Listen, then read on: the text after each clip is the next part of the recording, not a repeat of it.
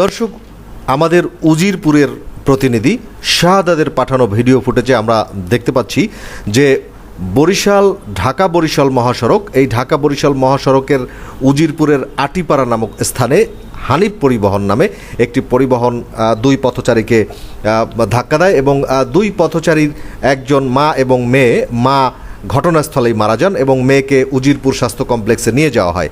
দর্শক, আমরা আপনাদেরকে একটু দেখানোর চেষ্টা করছি আমাদের উজিরপুরের প্রতিনিধি শাহাদাত হোসেনের ভিডিও চিত্রের মাধ্যমে আপনাদেরকে দেখানোর চেষ্টা করছি যে সকাল 11:30টায় এই ঢাকা বরিশাল মহাসড়কের যে উজিরপুরের আটিপাড়া নামক একটি জায়গা রয়েছে, সেখানে ঢাকা থেকে আগত একটি হানিফ পরিবহন এসে এই মা এবং মেয়ে তারা রাস্তা পার হচ্ছিলেন। হঠাৎ করে সেই হানিফ পরিবহন তাকে ধাক্কা দেয় এবং ঘটনাস্থলে মার মৃত্যুবরণ হয় এবং মেয়েকে সবাই ঘটনাস্থল থেকে তড়িঘড়ি করে তাকে উজিরপুর স্বাস্থ্য কমপ্লেক্সে নিয়ে যাওয়া হয়। তিনিও আশঙ্কাজনক। দর্শক, আমরা যদি আপনাদেরকে একটু দেখাই সেই শাহাদাতের ভিডিও চিত্রে, যে এটি অত্যন্ত মর্মাহত এবং বেদনাদায়ক একটি দৃশ্য, যেটি নিমিষেই দুটো প্রাণ কেড়ে নিয়ে যায় এবং নিমিষেই মানুষের জীবন বিপন্ন করে দেয়। দর্শক, আপনারা দেখতে পাচ্ছেন সেই অসহায়ের নিথর দেহ রাস্তায় পড়ে আছে।